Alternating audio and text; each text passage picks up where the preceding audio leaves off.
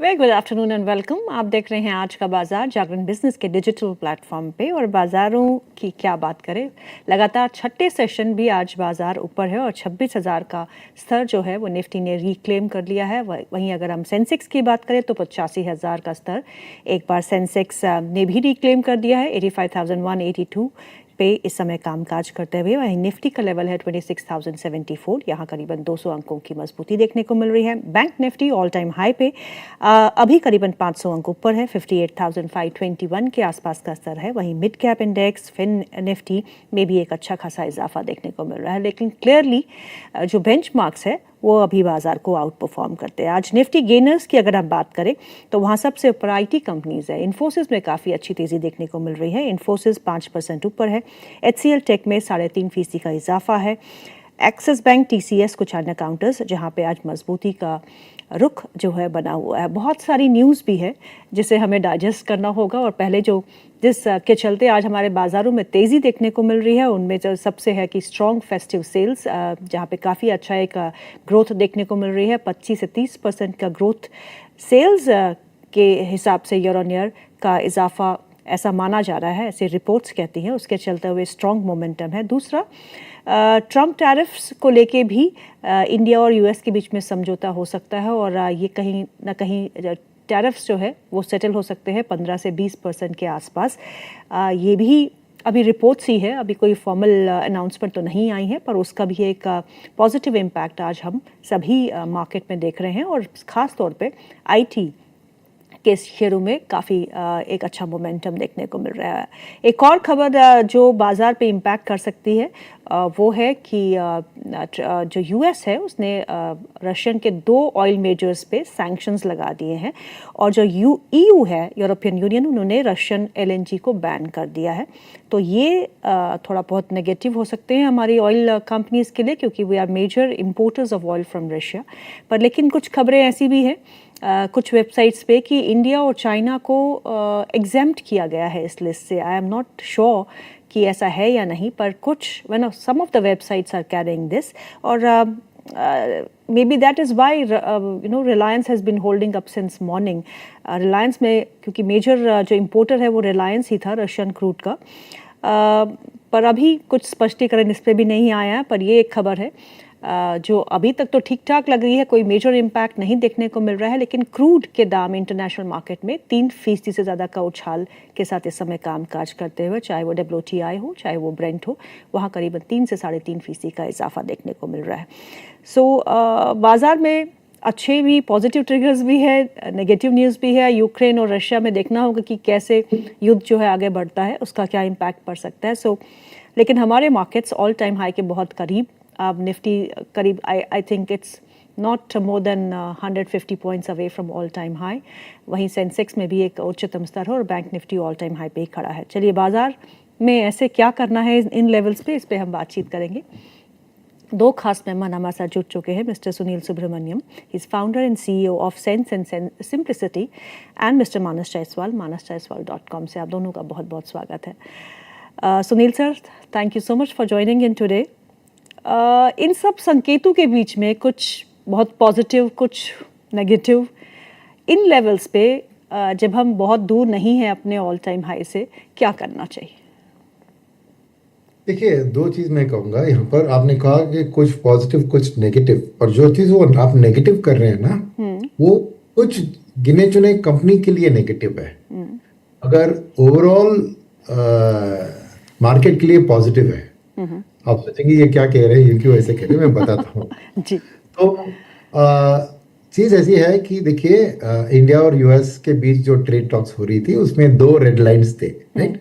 एक red line था हमारा रशियन ऑयल की खरीदारी, और दूसरी थी हम अपना मार्केट को अमेरिकन एग्रीकल्चर प्रोडक्ट के लिए खोल नहीं रहे। ये रेड लाइन थी जिसको ट्रेड टॉक्स को आगे बढ़ने से ये कर रही थी, और वो एडिशनल 25% तो ये ऑयल के कारण ही लगा था। अब ये सोचिए कि खबर आई कि हमारी ट्रेड डील बहुत जल्द अनाउंस हो जाएगी, और उसके अगले दिन सैंक्शन लगते हैं। तो इसका बिहाइंड द लाइन्स आप रीड करेंगे तो मैं ये विदाउट एनी वेरिफिकेशन अपनी तरफ से कह रहा हूं, पर शायद ये suggestion of putting sanction India ने ही दिया था अमेरिका को। May be yes. तो मैं बता रहा हूँ क्यों, क्योंकि समझिए कि यहाँ पर अगर हम कहते हैं कि हम यूएस से ज्यादा ऑयल खरीदेंगे और रशिया से बंद खरीदेंगे, तो इमीडिएटली यहाँ पर अपोजिशन कह देगी अरे आप अमेरिका के पैर पड़ गए, आपने अपनी सॉवरेंटी, अपनी प्राइड, अपनी सबको खोकर आप अपने दोस्त ट्रम्प के पीछे जाके बढ़ गए। अगर समझिए ये सैंक्शन लग गया, अब हमारे पास चॉइस नहीं है कि हम सऊदी अरेबिया या किसी और यूएस से ऑयल खरीदना ही होगा। और ये डिसीजन गवर्नमेंट की नहीं होगी, ये डिसीजन होगी उन Companies, रिफाइनरी की, correct. आईओसी की या नयारा की या रिलायंस की, कि वो अपना ऑयल को कहीं और से खरीदेंगे। गवर्नमेंट अपना हाथ को धुला देगी इसमें कि हमने कुछ नहीं कहा भाई, मगर सैंक्शन के कारण हम रशिया का ऑयल नहीं खरीद पा रहे, तो इसलिए हम अमेरिकन ऑयल भी खरीदेंगे। तो समझिए ये एक एक्चुअली पॉजिटिव ट्विस्ट है इस खबर के लिए। और इसका रियलिटी भी बताता हूं मैं कि कारण क्या है कि रशिया का डिस्काउंट भी बहुत कम हो गया अभी जी, उतना मुनाफा नहीं रहा रशिया ऑयल खरीदने का। सेकेंड चीज, पहले जो बिकॉज ऑफ जबरदस्ती हमको बेचना पड़ा रशिया को, चीज थी कि वो रुपए में पेमेंट्स एक्सेप्ट कर रही थी हमसे। जी, अब उन्होंने भी कुछ महीनों से कह रहे कि अरे रुपए इतने भर गए, हमको रुपए मत दो, हम क्या करेंगे इतना रुपए को, उस रुपए का इस्तेमाल इंडियन प्रोडक्ट को ही खरीद के इस्तेमाल कर सके, इतना इंडिया एक्सपोर्ट नहीं करती रशिया को। तो एक तरह के और स्टेलमेट उधर भी हो रहा था।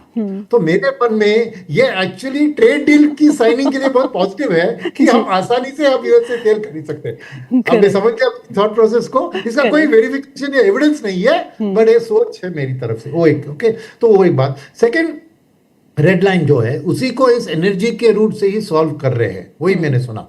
यानी एग्रीकल्चर का import, right, direct agriculture products तो हम अलाउ नहीं कर सकते क्योंकि हमारे लिए बहुत बेकार चीज होगी। मगर अगर अमेरिकन कॉर्न को इस्तेमाल करके एथेनॉल प्रोडक्शन के लिए हम इस्तेमाल करके पेट्रोल में ब्लेंड कर दे, तो विन सिचुएशन होगा अमेरिका। और अमेरिका के लिए आज ये दबाव में है क्योंकि चाइना ने अपना सोया कंप्लीटली कम करा दिया अमेरिका से खरीदना। तो अमेरिका पर के पास भी अभी नेगोशिएटिंग के लिए उनको कुछ ना कुछ एक ये चाहिए। तो मेरे ख्याल में इसीलिए ट्रेड डील की बात अभी सडनली उभर चुकी है। और इसके लिए हमारी डिप्लोमेटिक एफर्ट्स को भी हमें दाग देना होगा कि बहुत अच्छी तरीके से हमने रिस्पॉन्ड नहीं किया। एक थप्पड़ के लिए दूसरे थप्पड़ का रिप्लाई नहीं दिया हमने सावधानी से बात की, ट्रेड टॉक्स को जारी रखा और उस सब का फल अभी मिल रहा है। तो इस हिसाब से मार्केट में पूछा क्या करना है, तो सिंपल सी बात है ना, आपने कहा कि ये ट्रिगर ट्रेड डील अगर साइन होती है तो क्या ट्रिगर होगी?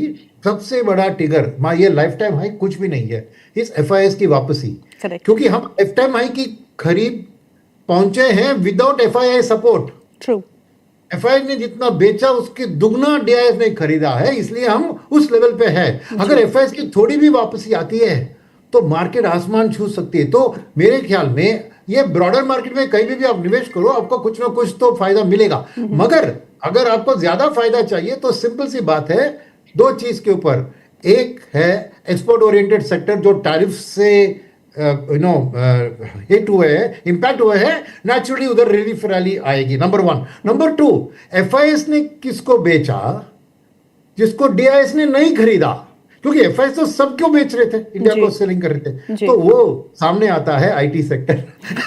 Correct, right. तो वो बाउंस। सिमिलरली मुझे सेकंड चीज के मोस्ट अंडर परफॉर्मिंग सेक्टर को देखें तो सेकंड और थर्ड में आते हैं रियल्टी और एफएमसीजी। Correct, right. तो रियल्टी का एफआईएस का ज्यादा हिस्सा नहीं है, मगर रियल्टी की बात अलग है। मगर मेरे ख्याल में अगले साल में, क्योंकि जीएसटी का इंपैक्ट डिलेड से दिखेगा रियल्टी में, रियल्टी भी एक अच्छी बाउंस बैक की सेक्टर है। और एफएमसीजी इसीलिए क्योंकि एक तो जीएसटी कट का थोड़ा बहुत फायदा उधर हो रहा है, मगर सेकंड एफआई की वापसी होगी तो उनके लिए भी एक सेफ सेक्टर एफएमसीजी होता है। तो मेरे लिए ये तीन सेक्टर है जो आप अंडर परफॉर्मेंस लास्ट ईयर के हिसाब से देखकर आने वाले दिन में कैचअप रैली जरूर यहाँ पर हो सकता है। बिल्कुल। और सुनील सर जो है, हम जब भी हमसे बात करते हैं तो हमेशा आईटी सेक्टर को कॉन्ट्राबैट की तरफ से उन्होंने हमेशा प्रेजेंट किया है। तो देखिएगा आज जो एक मूव है वो आईटी में सबसे ज़्यादा देखने को मिल रहा है। और टेक्सटाइल स्टॉक्स जो एक्सपोर्ट ओरिएंटेड है वहाँ पे भी काफ़ी अच्छा मोमेंटम बना हुआ, चाहे वो गोकुलदास एक्सपोर्ट्स हो, चाहे वो काइटेक्स गारमेंट्स हो, वर्धमान टेक्सटाइल, नितिन स्पिनर्स, इन सब में करीबन 6 से 10% का इजाफा आज मॉर्निंग में ही हमको देखने को मिला। तो सब में जगह मोमेंटम प्ले आउट होते हुए। चलिए, दूसरे खास मेहमान भी हमारे साथ जुड़ चुके हैं। Manas sir, thank you so much for listening with patience. और सर ने जो समझाया है वो बहुत इंटरेस्टिंग ट्विस्ट दिया उन्होंने स्टोरी को। तो अब निफ्टी को इन लेवल्स पे क्या करना चाहिए, Nifty and bank Nifty?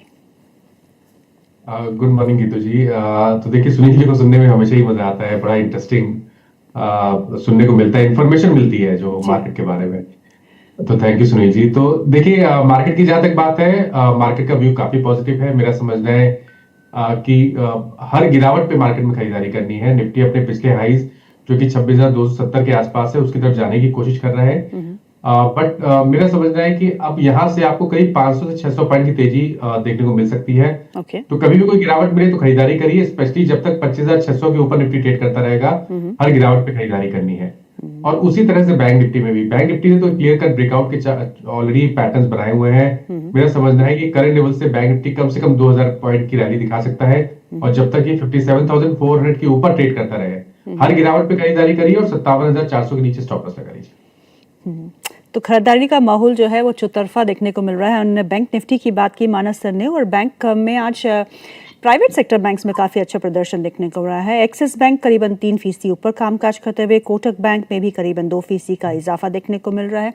PSUs पिछले 2 हफ्ते से तो अच्छा प्रदर्शन कर ही रहे हैं। State bank of India all time high पे 916 के आसपास का लेवल है। पीएनबी 120 के आसपास। फेडरल बैंक में अच्छी तेजी हमको देखने को मिली, आज थोड़ा बहुत कंसोलिडेशन और गेंस के साथ कामकाज करते हुए 230 के आसपास का स्तर है। एचडीएफसी बैंक अपने ऑल टाइम हाई पे 1015 के आसपास का लेवल यहाँ पे देखने को मिल रहा है। इंडसइंड बैंक में भी आज हरा निशान ही बना हुआ है, but IndusInd bank is broadly under performed.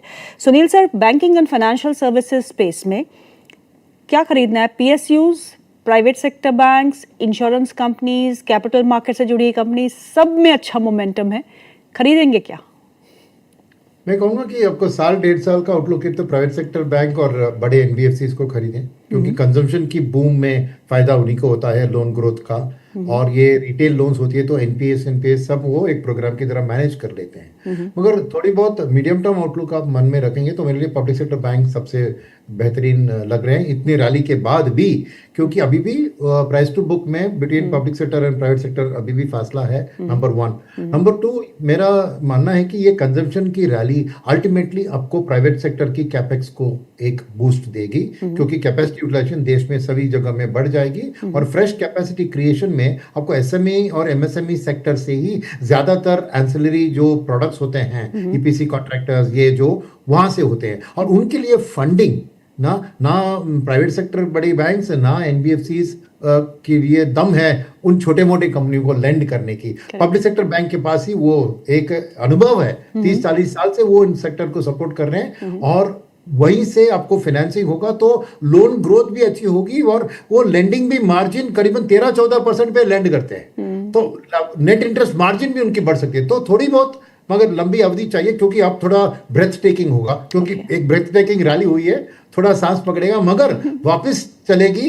क्योंकि 3 साल की आउटलुक रखेंगे तो मुझे पब्लिक सेक्टर बैंक एक विद इन द स्पेस। और कैपिटल मार्केट के आपने जिक्र किया, देखिए इंश्योरेंस में तो डेफिनेटली जीएसटी कट के लिए पेनिट्रेशन इंप्रूव होगा और वो जरूर पॉजिटिव है मुझे। मगर मुझे क्या है कि ये जो सेविंग्स पूरी से जीएसटी का पूरा खरीदारी में जाएगा, कुछ सेविंग्स में भी जाएगा, जैसे एफएमसीजी का और टैक्स कट का, और ये सेविंग्स का कैपिटल मार्केट ओरिएंटेड सेविंग्स और भी इंक्रीज होते हुए दिख रही है मुझे। और उस हिसाब से मुझे ना एसेट मैनेजमेंट कंपनीज, भले ही उधर स्ट्रॉन्ग रैली हो चुकी है, asset management companies, wealth managers, distributors, right, और stock market infrastructure companies, right, ये सब मुझे अच्छे लग रहे हैं, बिकॉज एक पूल पैसा उनके पास जाएगा इस होल माहौल में। और सेबी ने भी कुछ डिसीजंस लिए हैं जो हाई रिस्क टेकिंग को कम करा के एक स्टेबिलिटी और ऑर्गेनाइज तरीके से रिटेल पार्टिसिपेशन को सपोर्ट कर रही है। तो इनिशियली थोड़ी नेगेटिव इंपैक्ट उसकी रही होगी, मगर over a period of time